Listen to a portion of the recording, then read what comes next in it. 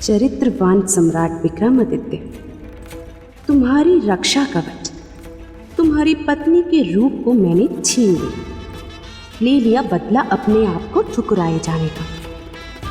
और अब मैं रहूंगी तुम्हारे संग, तुम्हारी पत्नी बनकर।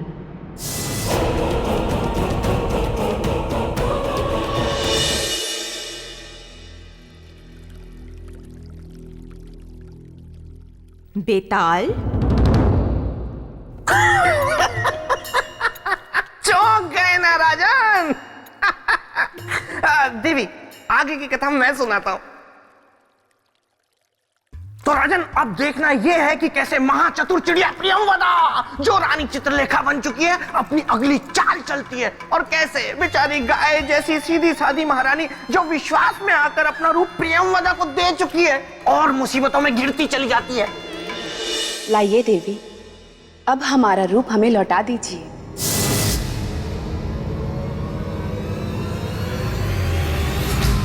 रूप और वापस? सन्यासिनी, हमने तुमसे ये रूप तुम्हें वापस करने के लिए नहीं लिया है, बल्कि तुम्हें वन वापस भेजने के लिए लिया है। जाओ, अब चली जाओ यहां से, अभी और अविलंब। देखिए देवी, ये हंसी मजाक का समय नहीं है। आपने कुछ क्षण के लिए हमारा रूप लिया था। लाइए, हमारा रूप हमें लौटा दीजिए। महारानी, ये मजाक नहीं है, बल्कि सच है, एक कड़वा सच, कि अब आप महारानी नहीं रही, बल्कि एक सन्यासिनी हैं, और हम महारानी चित्रलेखा, जिसका अधिकार सम्राट से लेकर सम्राट के राजपाट तक पर है। ये आप क्या कह रही हैं देवी? या तो आप बहरी हैं, या फिर आप प्रेम की भाषा नहीं समझती। यदि आप अपना भला चाहती हैं, तो इसी वक्त राजमहल से चले जाइए, अन्यथा हमारा शरीर हमें लौटा दीजिए देवी, अन्यथा हम सैनिकों को बुलाएंगे। छल की बिसात हमने बिछाई, अब प्रपंच के प्यादे आप चल रही हैं। विरामहेर जी, विरामहेर जी, विरामहेर जी,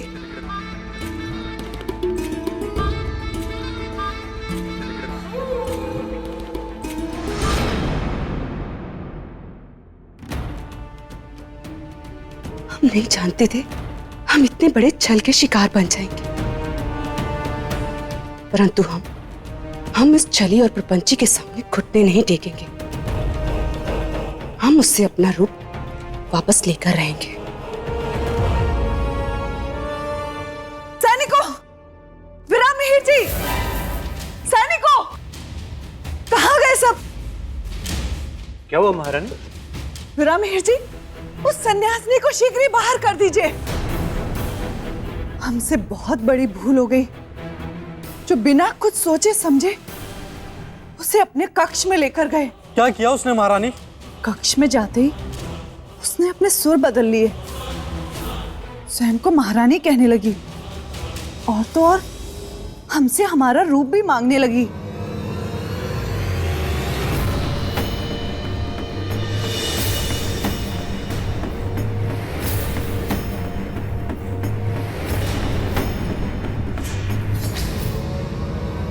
हमें हमारा रूप वापस दे घातिनी,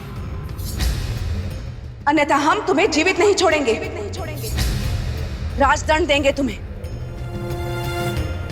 सैनिकों, बंदी बना लो इसे।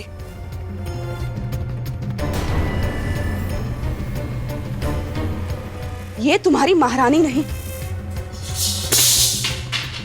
हमारे वेश में एक बहरूपिया है। बस देवी, बस, अब और नहीं।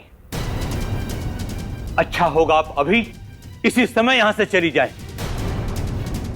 आचार्य वीरामिहिर जी, आप हम ही जाने के लिए कह रहे हैं? अपनी महारानी को? आपने भी हमें नहीं पहचाना ना? पहचान तो आपको मैं उसी समय गया था, जब आपको राजमहल के द्वार पर मैंने देखा था। आप कोई सन्यासिनी नहीं, एक छलिया है, एक घातिनी है। यह सत्य नहीं है आचार्य, आप धोखा खा रहे हैं। हम आपकी महारानी हैं, महारानी चित्रलेखा। इससे पहले कि महारानी से छल करने का अपराध में आपको कारावास में डाल दिया जाए, आप यहां से चली जाएं। किसी स्त्री का अपमान हमारे राज्य का संस्कार नहीं। हमें बाध्य मत कीजिए संस्कार की लकीर को लांघने पर।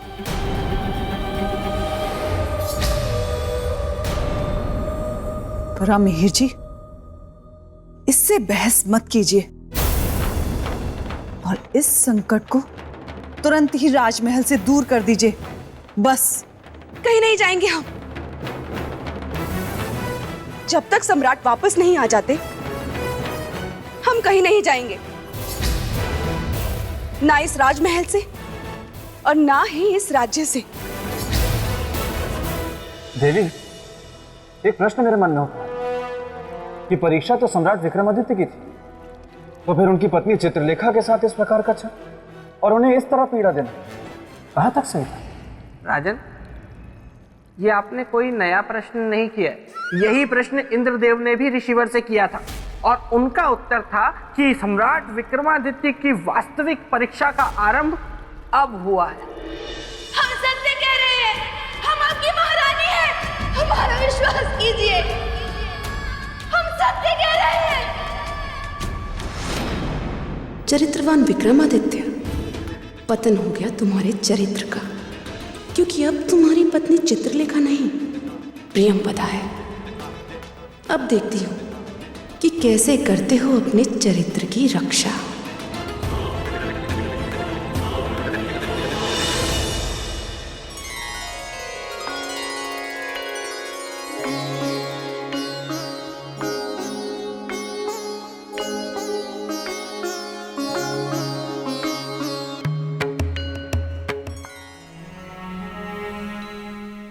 महारानी, वर्षों से जैसे आपने परंपरा बना ली हो, क्या? हम जब भी कहीं से लौट कर आते हैं, आप आरती उतारना नहीं भूलती। कैसे भूल सकते हैं? आप हमारे सुहाग जो हैं। और ना ही हमारे पूछने पर आपका उत्तर बदलता है। क्या? कैसा उत्तर? आप ही बताइए। क्या बोलो? मुझे तो पता ही नहीं कि क्या बोलती थी चित्रलेखा। क्या हुआ? आप अपने संवाद भूल गई? नहीं नहीं सम्राट, हमें तो अच्छी तरह से याद है। बस हम तो यूं ही आपकी प्रेम की परीक्षा और आपकी स्मरण शक्ति की परीक्षा ले रहे थे। अब आप हमारे उत्तर को दोहराएं तो जाने। यदि हमारी प्रेम की कसौटी आपको उत्तर देना है तो सुनिए। आप हमेशा हमसे एक बात कहती है, हम आपकी आरती नहीं नजर उतार रही है। तो गलत थोड़ी कहते थे।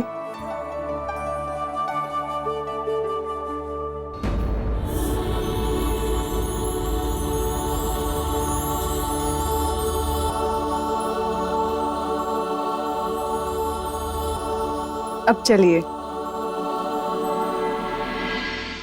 महारानी,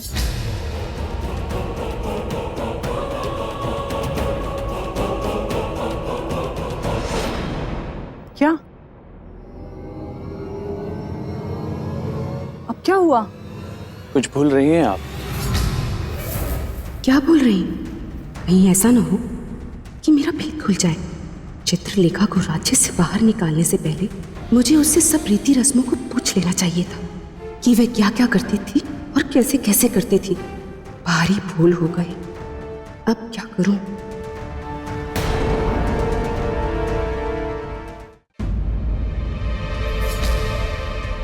क्या सोच रही हो? सोच नहीं रहे थे, हम तो याद कर रहे थे कि हम क्या भूल रहे हैं। कुछ भी नहीं, हम तो बस आपको छेड़ रहे थे और आप है कि इतनी गंभीर हो गई। चले? फिर दोबारा ऐसा मजाक मत कीजिएगा। आपके इस मजाक ने तो हमारे प्राण ही सुखा दिए। अच्छा, अब चलिए।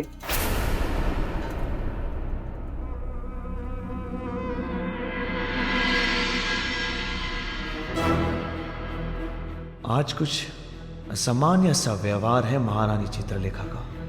आज से पहले तो ऐसा कभी हुआ ही नहीं कि हम कहीं बाहर से आए हो और हमारी आरती उतारने के बाद उन्होंने हमारे चरण ना छुए हो। मना करने के बाद भी हट करके छूती रही, किंतु आज तो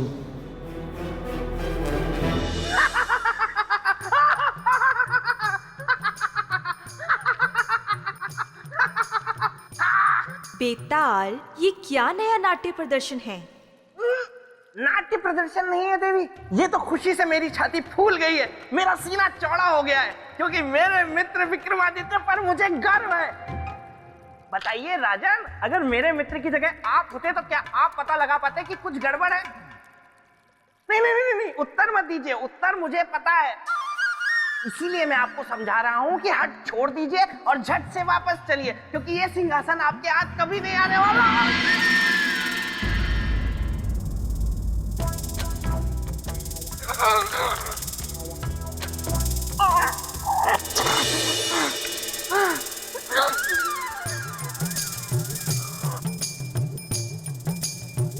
लगता है प्रेतलोक में सौंदर्य लेखा आ गई है और अपनी बुआ की दी हुई खेचन शक्ति का प्रयोग कर लिया है उसने।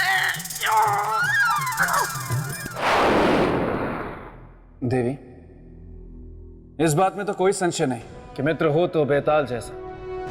देखिए ना, आज भी मित्रता का धर्म निभा रहा है।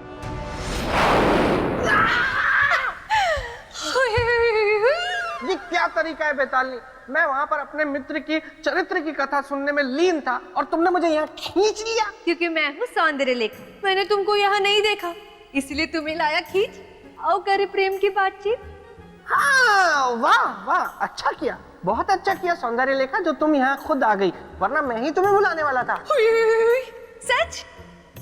क्या तुम्हारे मन में मेरी यादों के रसगुल्ले पक रहे थे जो तुम मेरी राह से तक रहे थे? नहीं नहीं, मैं तो तुम्हें ये बताने के लिए यहाँ बुला रहा था कि मैंने विवाह करने का इरादा कर लिया है। सच? और तो और, विवाह के पश्चात मैं घर बेताल बन के अपने ससुराल में ही रहने वाला हूँ। अब ये पूछोगी नहीं कि वो बेतालनी कौन है? उसमें पूछना क्या है?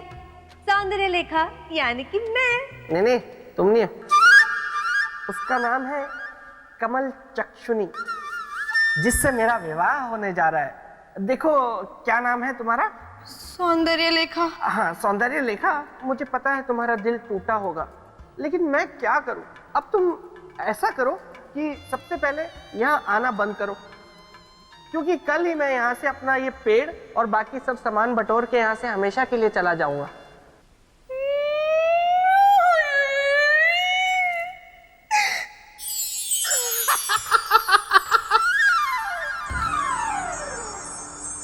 देवी, सम्राट विक्रमादित्य के मन में संशय तो आ गया था, किंतु उसके बाद उन्होंने क्या किया?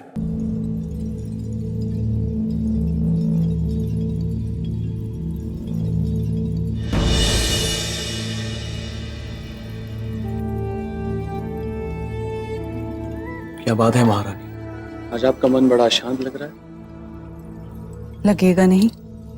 जब एक स्त्री के पति को आज का विशेष दिन भी याद ना रहे तो भला उसका चित्त शांत कैसे रहेगा? ऐसा कौन सा विशेष दिन है आज? वसंत ऋतु का पहला दिन, एक स्त्री के जीवन का सबसे महत्वपूर्ण दिन, जिस दिन एक पत्नी का मन कभी मयूर बन अपने पति के साथ नाचने का होता है तो कभी हिरनी के समान गुलाचे भरते हुए भागने का होता है।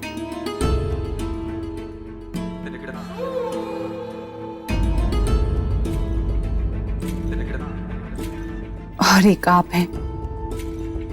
आज के दिन एक स्त्री अपने पति के अंक में समाकर सारे संसार के सुखों को पाना चाहती है, इसलिए आज हमने स्वयं अपने हाथों से आपका श्रृंगार करने का निर्णय लिया है। और अपने जीवन में वसंत ऋतु के स्वागत का निश्चय।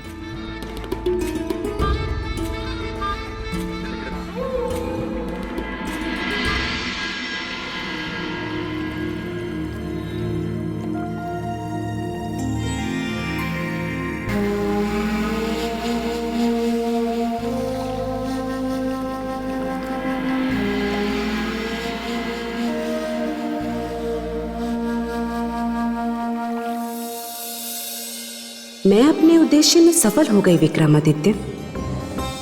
जिस प्रेम को तुमने कल ठुकराया था, आज उसी प्रेम ने तुमको पाया है। अब जीते रहोगे अपनी चित्रलेखा के भ्रम में, और जिस दिन भ्रम टूटेगा, तुम चरित्र के पर्वत की ऊंचाई से बहुत नीचे गहरी खाई में गिर चुके होंगे। यह है एक सुंदर स्त्री के प्रेम निवेदन को ठुकराने का बदला।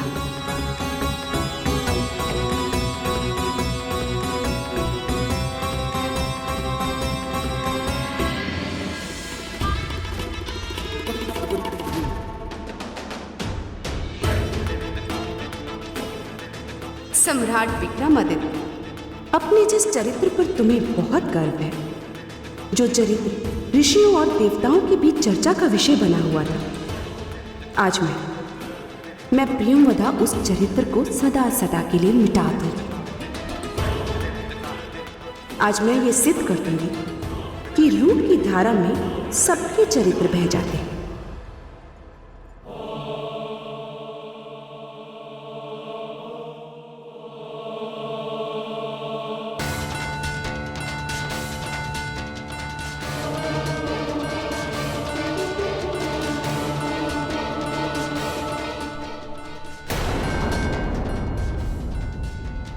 ऐसा क्यों लग रहा है कि ये महारानी चित्रलेखा नहीं, कोई और है?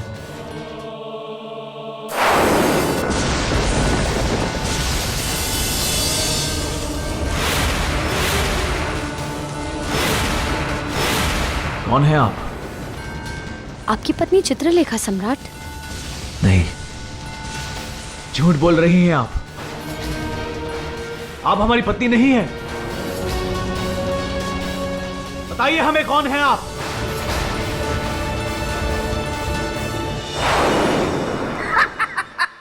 देखा राजन, बड़ी आई मेरे मित्र को उल्लू बनाने चली थी, जबकि खुद के तोते उड़ गए।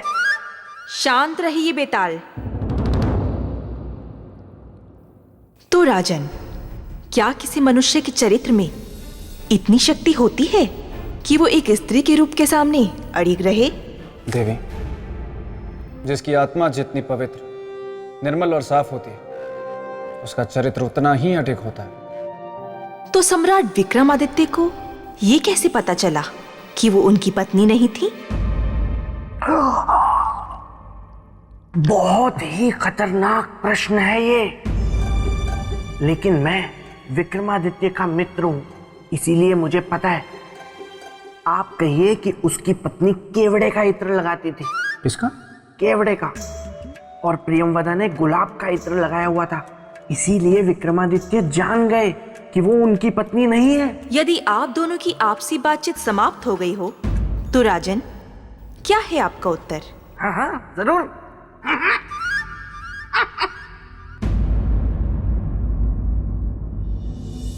देवी, स्पर्श से। स्पर्श से? हाँ देवी। किसी को पहचानने की ये कैसी विधि है राजन? प्रेम मन से मन का मेल, स्पर्श का नहीं। इसीलिए जब प्रियंवदा ने सम्राट विक्रमादित्य को स्पर्श किया, तो सम्राट विक्रमादित्य के मन ने उस स्पर्श को स्वीकार नहीं किया। अपने मन की आंखों से देखने वाले और अपनी आत्मा की आवाज सुनने वाले को भला कौन धोखा दे सकता है देवी?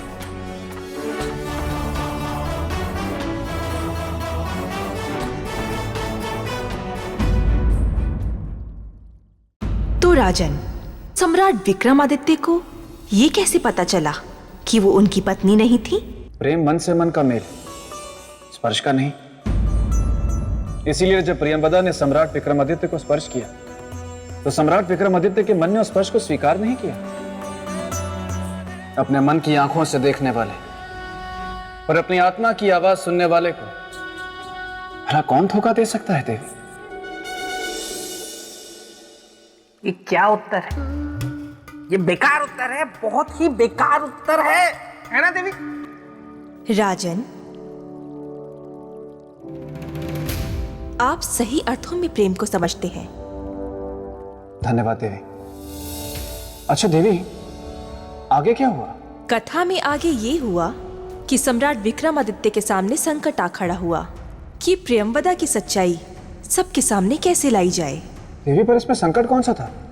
सम्राट को तो बस इतना कहना था कि वो महारानी चित्रलेखा नहीं है, बस इतना ही तो सरल था। मेरे मित्र विक्रमादित्य अगर ऐसा कह देते तो उज्जैनी की सारी प्रजा और उनके राज दरबारी धतूरा खा के बैठे थे, जो उनकी बातें मान जाते। लेकिन इस सच को साबित करना बच्चों का खेल नहीं था।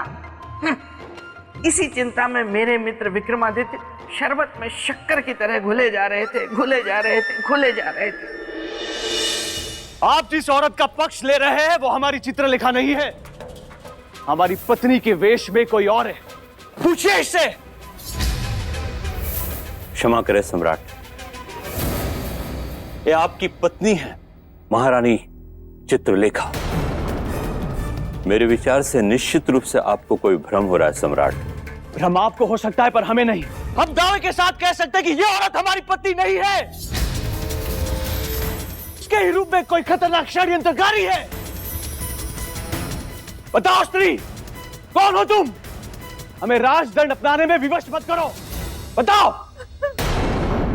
बेशक आप भरी सभा में हमारा सर धड़ से अलग कर दीजिए, किंतु हमारे ऊपर इतना घिनौना आरोप मत लगाइए सम्राट।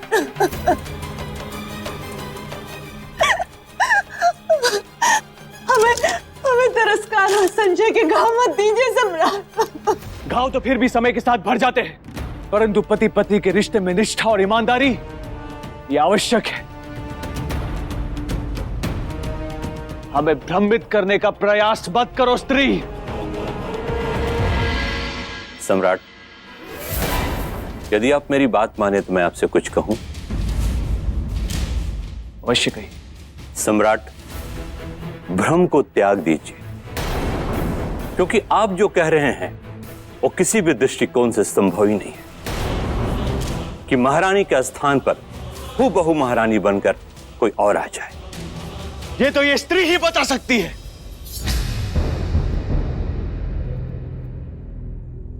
देवी,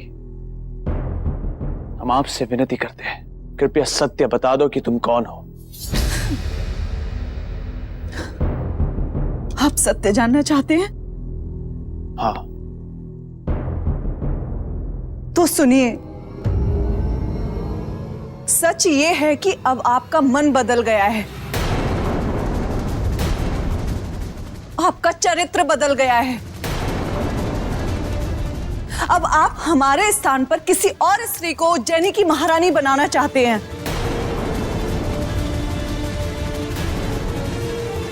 अब आपका प्रेम हमारे लिए मर गया है। इसी कारण आप हमारे ऊपर झूठे आरोप लगाकर हमें इस राजमहल से और अपने जीवन से निकालना चाहते हैं। बस स्त्री, बस। अब इसके आगे एक शब्द नहीं। हम सब कुछ सह सकते हैं, पर अपने चरित्र पे लांछन ये कभी नहीं सह सकते। तुम कौन हो, क्या हो, तुम्हारी मंशा क्या है, ये सब जानते हैं हम। तो बता दीजिए ना सम्राट सबको, ताकि यहां पर उपस्थित लोग भी हमारी असलियत जान ले। यही तो अफसोस है कि अभी हम निरुत्तर हैं, किंतु शीघ्र ही अपने प्रमाण के साथ उपस्थित होंगे हम, और तुम्हारी सच्चाई लोगों को बताएंगे। किस प्रमाण को लेकर आएंगे आप?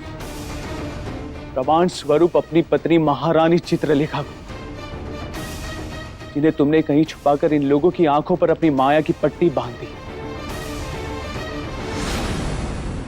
हम आएंगे और शीघ्र आएंगे स्त्री,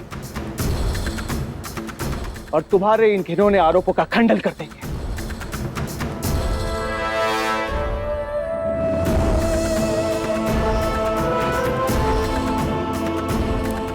सम्राट, रुक जाइए सम्राट।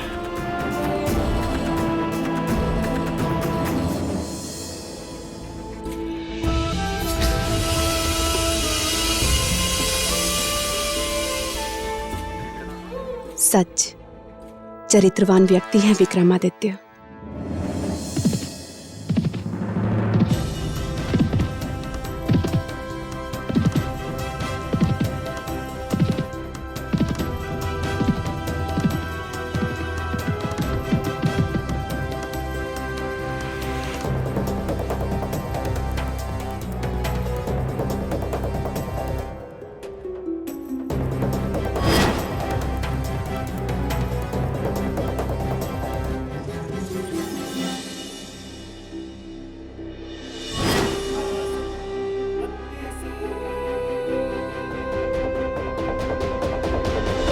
तो क्या लगता है आपको राजन, क्या बिना किसी सूत्र के सम्राट विक्रमादित्य महारानी चित्रलेखा को ढूंढ पाए होंगे? अरे मेरे मित्र तो इतने प्रतापी थे कि श्रीमान राजा भोज। देवी, देखा आपने राजा भोज की स्मरण शक्ति कितनी क्षीण हो गई है। नाम इनका राजा भोज है और मुझे पुकार रहे हैं राजा भोज। नहीं श्रीमान बेताल, लेकिन देवी ने प्रश्न किया राजा भोज से और उत्तर दे रहे हैं आप, तो मुझे लगा कि राजा भोज शायद आप ही का नाम। क्यों, मैंने कुछ गलत तो नहीं कहा श्रीमान बेताल? हाँ, मैं समझ गया। व्यंग्य के बाण मुझ पर मत छोड़िए राजा भोज। मैं हूँ शक्ति सुरमा, बना देता हूँ चूरमा। देवी क्षमा चाहता हूँ, इस वक्त मुझे अत्यंत आवश्यक कार्य आन पड़ा है, मुझे जाना होगा। लेकिन राजा भोज, मैं इस वक्त जा जरूर रहा हूं, लेकिन ये समझने की भूल मत कीजिएगा कि मैं वापस नहीं लौटूंगा। मैं लौटूंगा क्योंकि मैं हूं बेताल। और आप गले नहीं देते हैं किसी की दाल, सही कह रहा हूं ना?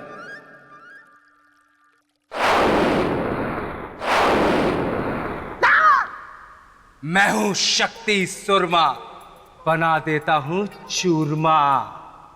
तू यहां क्या कर रहा है? ये सवाल तो मुझे तुमसे पूछना चाहिए है? क्योंकि अब इस जगह पर मैंने कब्जा कर लिया है। कब्जा? लेकिन मैं यहां रह रहा हूं। ये देखो, ये सब मेरा सामान पड़ा हुआ है। तुम्हारा विवाह तो किसी कमल चक्षुनी नाम की बेतालनी से तय हुआ है ना, और तुम घर बेताल बन के अपने ससुराल भी रहने जा रहे हो।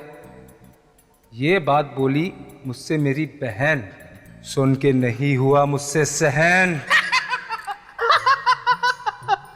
मैंने तो मजाक किया था, आप तो सच मान गए। जीजा साले का रिश्ता, हंसी मजाक, ठिठोली। बंद करो ये बकवास। इस तरह बेवकूफ तुम मुझे पहले भी बना चुके हो। एक दिन का समय देता हूं, चुपचाप भाग जाओ यहां से, वरना मैं हूं शक्ति सुरमा, बना दूंगा तुम्हारा चूरमा। ये क्या मुसीबत मोल ले ली मैंने। अब मस्तिष्क कुमार ही इसका हल भी निकालेगा। इससे पहले गोलू, जल्दी से दिखाओ कि कहीं राजा भोज ने अपनी दाल तो नहीं गला ली।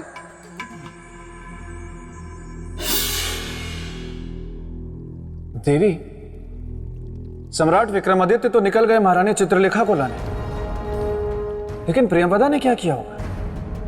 क्योंकि उसे तो पता था कि यदि सम्राट महारानी को ले आए तो उसकी असलियत खुल जाएगी। राजन, प्रेमवदा वहां से निकलकर सीधा पहुंची दुर्वासा ऋषि के पास।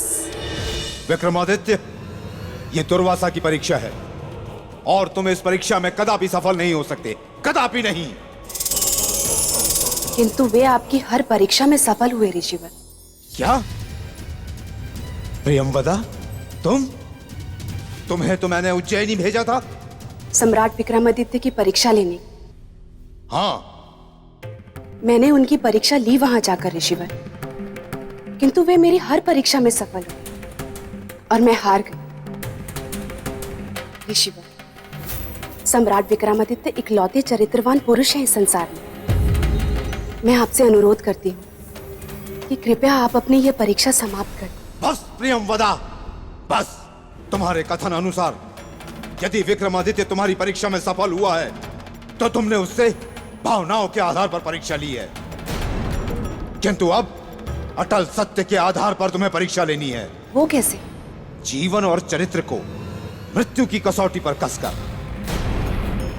नहीं ऋषिवर, हमसे ये नहीं होगा।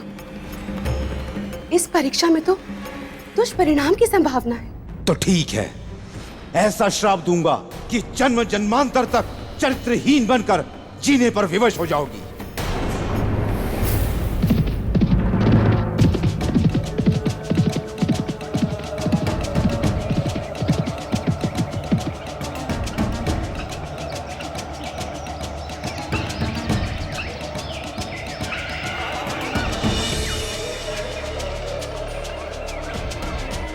ये क्या?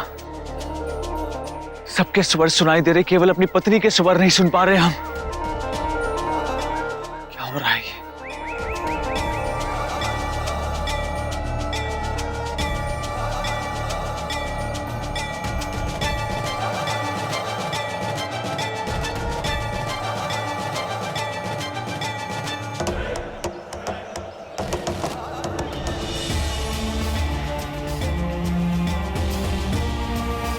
महारानी चित्रलेखा,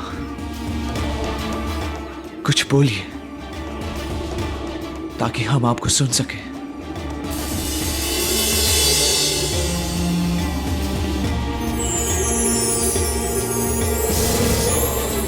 सम्राट, सम्राट,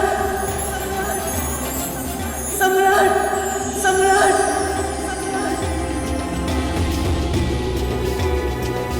सुन ली आपकी पुकार। आ रहे हैं हम, आ रहे हैं आपके पास।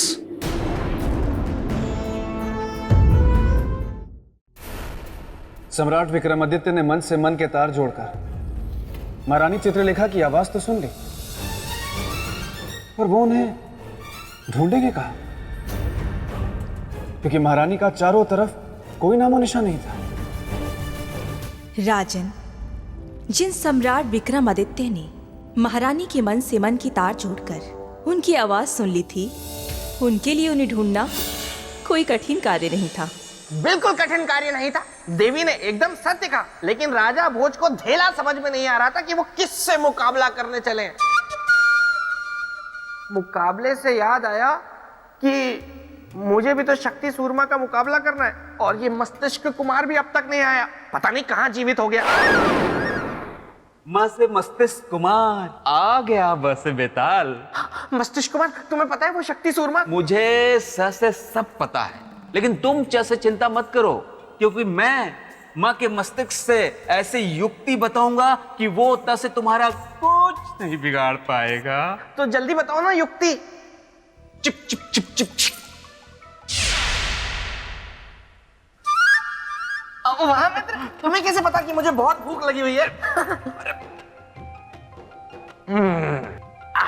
अब बताओ मित्र, युक्ति क्या है? युक्ति ये थी कि बित्ता केला अगर शक्ति सुरमा को खिला दो तो वो बित्ते भर का हो जाएगा, फिर वो तुमसे मां से मुकाबला नहीं कर पाएगा। बित्ता केला क्या है? बित्ता केला वो केला होता है जिसे जो भी खा ले बित्ते भर का हो जाता है, जिसे तुम खा गए। मस्तिष्क कुमार, ये क्या कर दिया? अरे वो शक्ति सूरमा मुझे कुचल के चला जाएगा। इसका तोड़ क्या है? इसका तोड़ अभी ढूंढा जा रहा है। मां से मिलते ही मैं आ जाऊंगा और तुम्हें स से सही कर दूंगा। मस्तिष्क कुमार। गोलू, अब गोलू मैं कैसे देखूंगा मैं?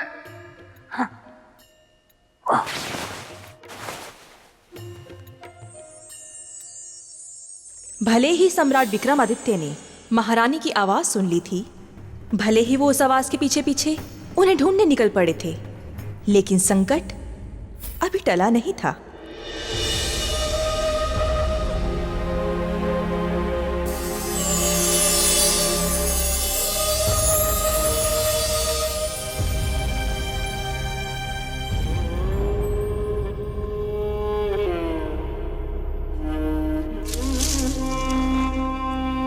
सम्राट, सम्राट आप कहाँ?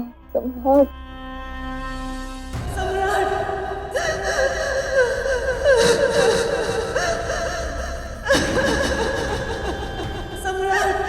सम्राट।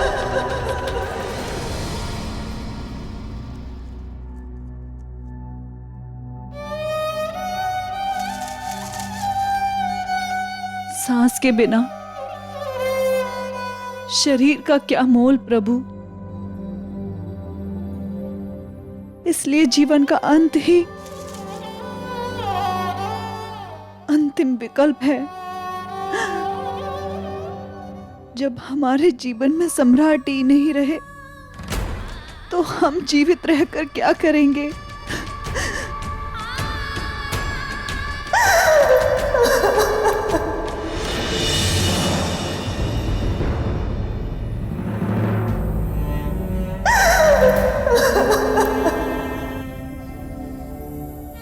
महारानी चित्रलेखा,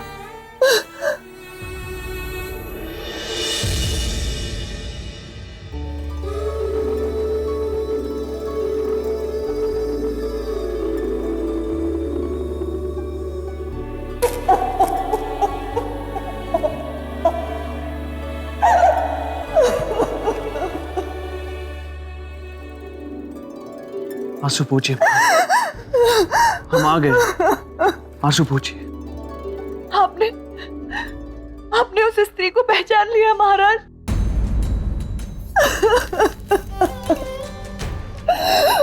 अब आप बस हमें शीघ्र से शीघ्र राजमहल लेकर चलिए। महारानी, महारानी, महारानी, महारानी, महारानी, शीघ्र ही जल लेकर आते हैं महारानी।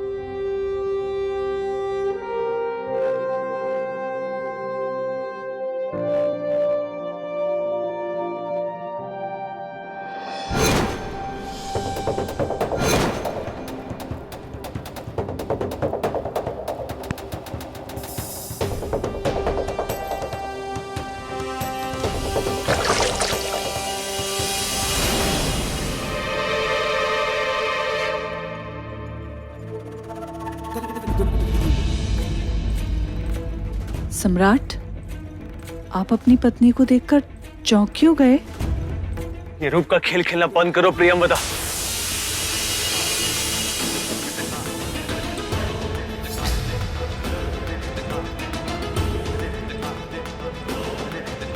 ये रूप का खेल नहीं है राजन, प्रेम निवेदन है जो कभी भी निष्कर्ष तक नहीं पहुंचेगा। ये कोशिश बेकार है प्रियंवदा, चली जाए यहां से।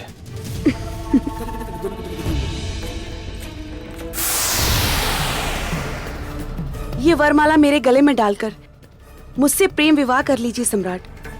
आपकी सौगंध, मैं इसी क्षण यहां से चली जाऊंगी। असंभव है ये, असंभव है ये, 7 जन्मों तक संभव नहीं। राजन, प्रेम का अपमान करना अपराध है और अपराध का न्याय है दंड। इसलिए आपको भी ये दंड भुगतना पड़ेगा।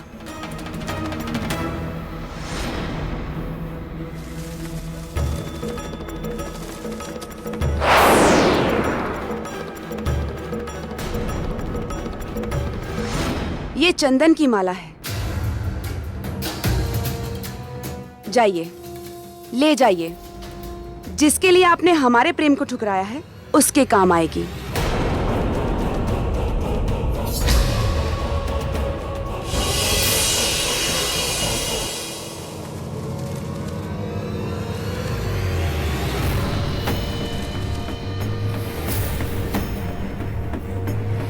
हम महारानी को कुछ नहीं होने देंगे। ओह, तो इसका अर्थ कि प्रियंवदा अपनी चाल चलने को तैयार थी।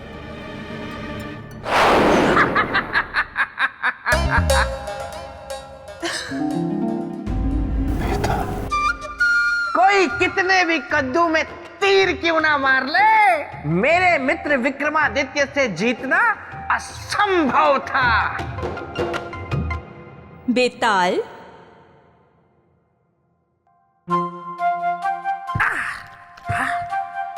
काफी नरम है। तुम्ही क्या हो गया बेताल? इतने छोटे कैसे हो गए? मन हुआ हो गया। मेरा मतलब है कि साल में 3-4 दिनों के लिए मैं अपनी योग शक्ति से अपना कद छोटा या बड़ा कर लेता हूँ। बहुत बड़ा योगी हूं मैं। वैसे राजा भोज, मैं ये कह रहा हूं। बेताल, मुझे तुम्हारी आवाज सुनाई नहीं दे रही। राजा भोज, मैं ये कह रहा हूं कि एक काम करिए, मेरे नजदीक आकर मुझसे बात करिए। आइए।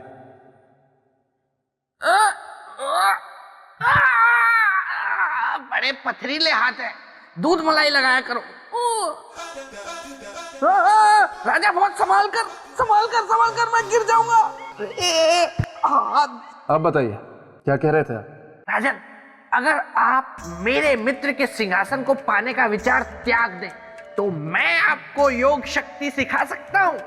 फिर आप भी मेरी तरह अपना कद छोटा या बड़ा कर सकते हैं।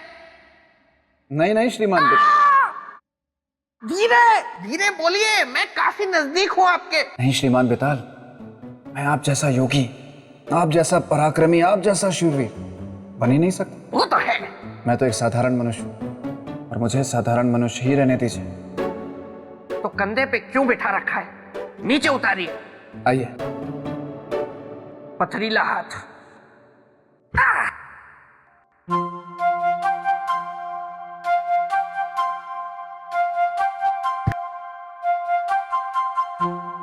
हाँ तो देवी, आगे क्या हुआ? आगे जो हुआ वो सम्राट विक्रमादित्य सोच भी नहीं सकते थे।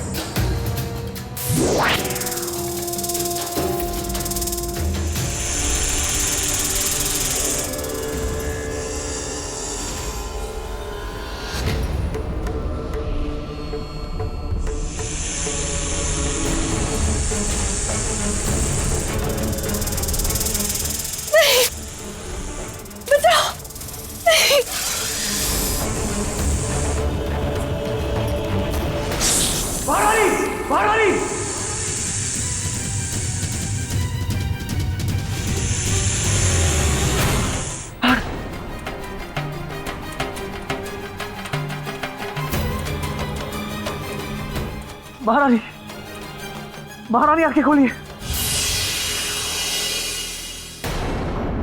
अब आपकी पत्नी कभी आंखें नहीं खोल सकती, मर चुकी है वो। आपकी पत्नी का जीवन आपके चरित्र की भेंट चढ़ गया और अब आपका चरित्र उनके जीवन को लौटा नहीं सकता। किंतु हम उन्हें जीवन दे सकते हैं यदि आप हमारी शर्त मान लें। आपकी शर्त? कभी नहीं। जीवित की अमृत, हमारी पत्नी ही हमारे लिए सब कुछ है। हमारा जीवन, हमारा प्रेम, हमारा चरित्र, सब कुछ। ऐसा प्रेम, ऐसा जीवन, ऐसा चरित्र किस काम का राजन, जो अपना आधा अंग कही जाने वाली पत्नी के प्राणों की रक्षा भी ना कर सके। सच, ऐसा जीवन किसी काम का नहीं। इसीलिए हमारी पत्नी के जीवन के साथ हम अपना जीवन भी त्याग कर देंगे, परंतु किसी भी कीमत पर चरित्रहीन जीवन नहीं जिएंगे। किसी भी परिस्थिति में नहीं और कभी भी नहीं।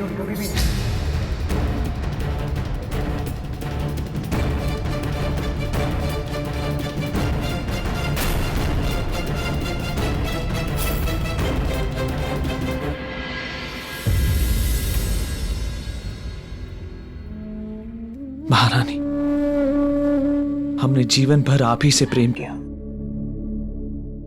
और आप ही के साथ जीवन बिताने के सपने देखे। जब अब आप ही नहीं रही तो हमारे इस जीवन का कोई अर्थ नहीं। हम योग शक्ति के द्वारा आपके साथ अपने प्राणों का भी त्याग करते हैं और विवाह की वेदी पे लिए 7 वचनों का पालन।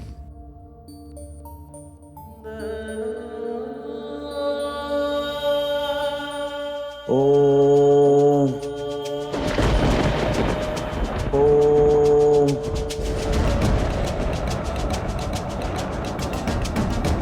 ओम अग्नि अग्निदेवाय नमः। ओम अग्निदेवाय नमः। ओम अग्निदेवाय नमः। ओम अग्निदेवाय नमः। ओम अग्निदेवाय नमः। ओम अग्निदेवाय नमः। ऋषिवर, ये एक चरित्रवान की परीक्षा लेने का परिणाम है कि उसके तेज और संकल्प से आज इंद्रासन भी डोलने लगा है और कल इस संसार से सारा धर्म, सारा पुण्य भी समाप्त हो जाएगा, क्योंकि वह चरित्रवान सम्राट विक्रमादित्य अपने जीवन को समाप्त करने लगा। ओम अग्निदेवाय नमः। और यदि ऐसा हुआ तो इसके उत्तरदायी केवल आप होंगे ऋषि दुर्वासा, केवल आप। आप निश्चिंत रहे इंद्रदेव, आपके स्वर्ग पर कोई संकट नहीं आएगा और ना ही इस संसार से धर्म और पुण्य नष्ट होगा। हमें इसका उपाय पता है, आइए हमारे साथ। ओम अग्निदेवाय नमः। ओम अग्निदेवाय नमः। ओम अग्निदेवाय नमः। ओम अग्निदेवाय नमः।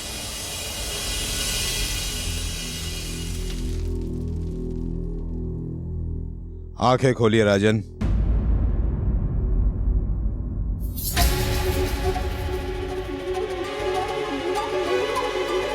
आप सब लोग यहाँ? आपके चरित्र के तेज ने हमें यहाँ आने पर विवश कर दिया है राजन।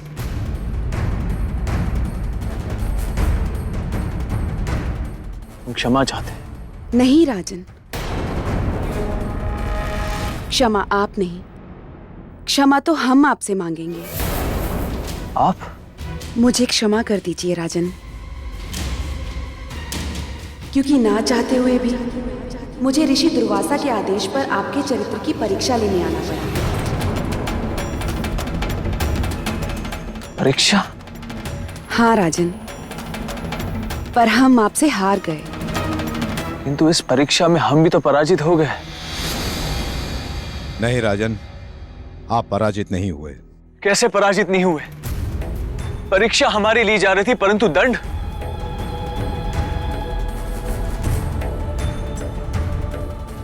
दंड हमारी पत्नी को क्यों मिला? ऐसा नहीं है राजन, इन्हें पुनः देखिए।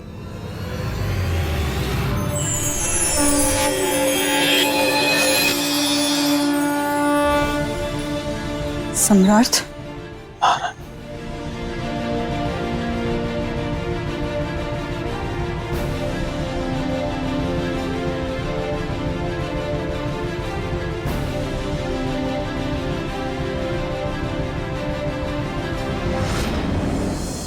तो बताइए ऋषिवर, क्या विचार है आपका सम्राट विक्रमादित्य के संबंध? केवल एक, न भूतो न भविष्यतो। अब ये सिद्ध हो चुका है कि संपूर्ण सृष्टि में सम्राट विक्रमादित्य के समान चरित्रवान न कोई है और ना कोई भविष्य में होगा।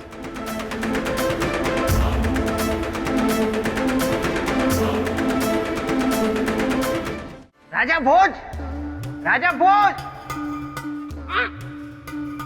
बोलिए श्रीमान बेताल। देखा राजन, मेरे मित्र विक्रमादित्य का चरित्र? हाँ?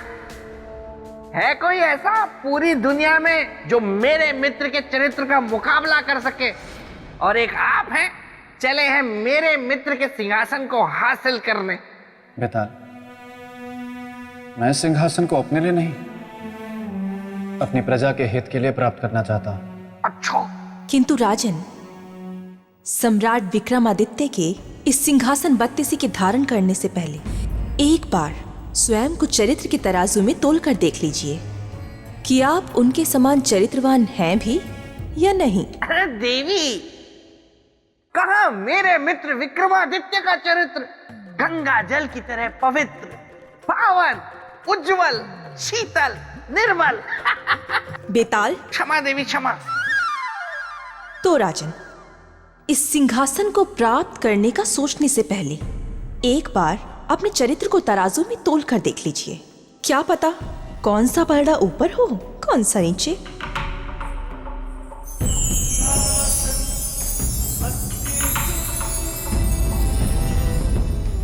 राजन, अच्छा हुआ आप आ गए थे। जब जब आप दुविधा के दलदल में धंसेंगे, मैं आती रहूंगी आपकी सहायता के लिए। राजन, क्या आप जानते हैं एक राजा का चरित्र क्या होता है? देवी महामाया, इस विषय पर मैं आपसे जानना चाहूंगा। प्रणाम देवी। देवी प्रणाम। देवी प्रणाम। बेताल, प्रणाम। आपकी ये दुर्दशा कैसे हुई? अब आपसे क्या छुपाए देवी, फिर भी सुनिए। मेरे साथ असल में ये हुआ कि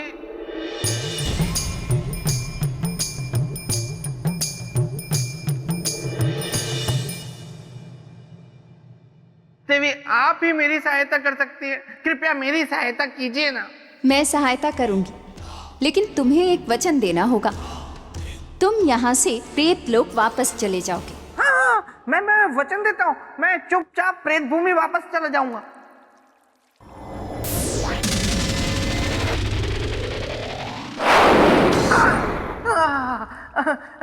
धन्यवाद देवी, धन्यवाद। तो आप क्या कह रही थी देवी? बेताल, आप कह रहे थे कि मुझे यहाँ से जाना चाहिए। राजन, हम एक राजा के चरित्र के बारे में बात कर रहे थे। जी देवी, इस विषय में मैं आपसे जानना चाहता हूँ। मापदंड होता है पूरे राज्य का, पूरी प्रजा के चरित्र का। यदि राजा चरित्रवान हो तो उसके राज्य की प्रजा भी चरित्रवान होगी। और किसी भी देश की गौरव गाथा के लिए सबसे पहले राजा का चरित्रवान होना आवश्यक होता है।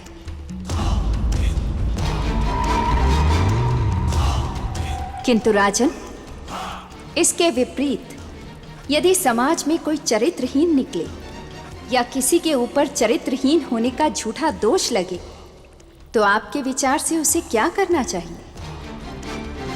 समाज को उसके साथ किस प्रकार का व्यवहार करना चाहिए? किसी के ऊपर चरित्रहीन होने का झूठा दोष लगे तो आपके विचार से उसे क्या करना चाहिए? समाज को उसके साथ किस प्रकार का व्यवहार करना चाहिए? उसके जीने के अधिकार को छीन लेना चाहिए या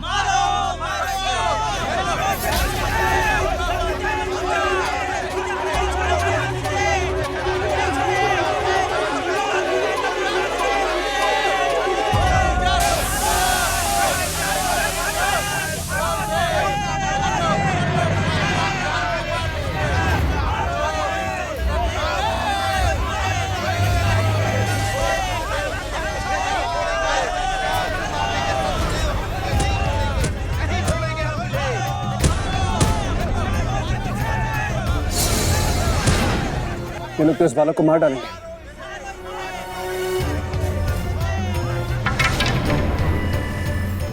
हम तुझे जीवित नहीं छोड़ेंगे, हम नहीं छोड़ेंगे तुझे सत्यदेव। रुक जाओ। नहीं, मुझे छोड़ दो, मुझ पर दया करो, मुझे छोड़ दो, मुझे छोड़ दो। जिसके कुल का पता ना गोत्र का, तुझे मैं छोड़ दूं? सत्यदेव, तुझे इस समाज में जीने का कोई अधिकार नहीं।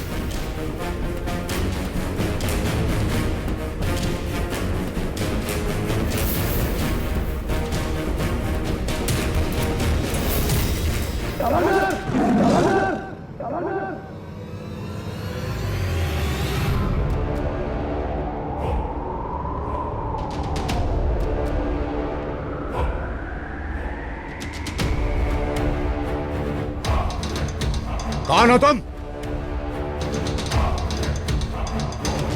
चले जाओ यहां से। आखिर हो कौन तुम?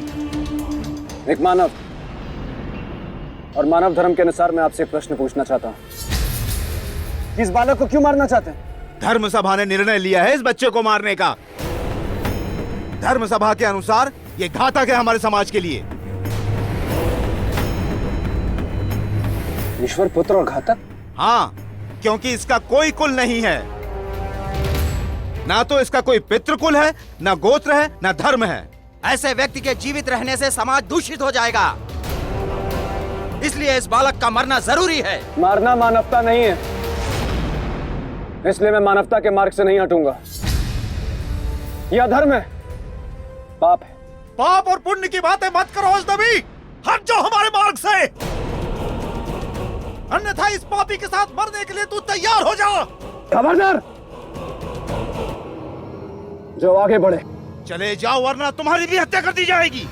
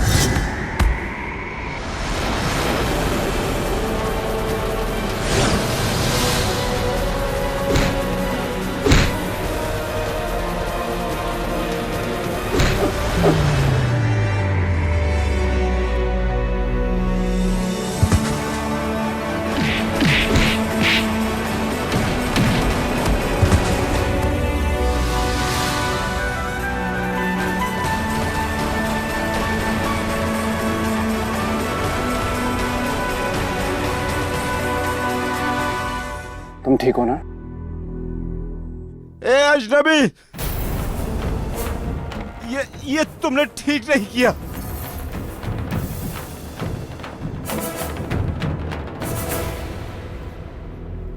तुम चिंता मत करो, मैं हूं।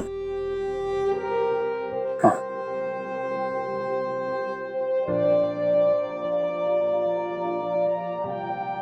आपने मुझे क्यों बचाया राजन? क्यों बचाया मुझ अर्थहीन का जीवन? मैं मर जाता वही ठीक था। ऐसा नहीं कहते बालक, तुम पहले शांत हो जाओ और मुझे विस्तार में बताओ कि ये आखिर बात क्या है? बात बस इतनी सी है कि मैं शिक्षा ग्रहण करना चाहता हूँ कि कोई भी ऋषि मुझे अपना शिष्य बनाने के लिए तैयार नहीं है। और कोई ऋषि तुम्हें अपना शिष्य क्यों नहीं बनाना चाहता? क्योंकि सब मुझसे पहले गोत्र और कुल पूछते हैं, मेरे पिता का नाम पूछते हैं। तो इसमें कौन सी कठिनाई है? पर मैं ये नहीं जानता कि मेरे पिता कौन है। मेरी माँ ने मुझे बताया कि मेरे कोई पिता नहीं, जिनके कारण मेरा कोई कुल नहीं, मेरा कोई गोत्र नहीं, और जब ये दोनों नहीं है तो मेरा कोई चरित्र भी नहीं है। और इस समाज में उन्हें ही जीने का अधिकार है जिनके पास उनका कुल हो, उनका गोत्र हो। और ऐसा इसलिए कि समाज ने ऐसा नियम बना दिया है और समाज नियम से बंधा है। लेकिन फिर भी मैं तुम्हें विश्वास दिलाता हूं कि तुम समाज के इस नियम की कसौटी पर खरे उतरोगे। मैं ढूंढूंगा तुम्हारे पिता को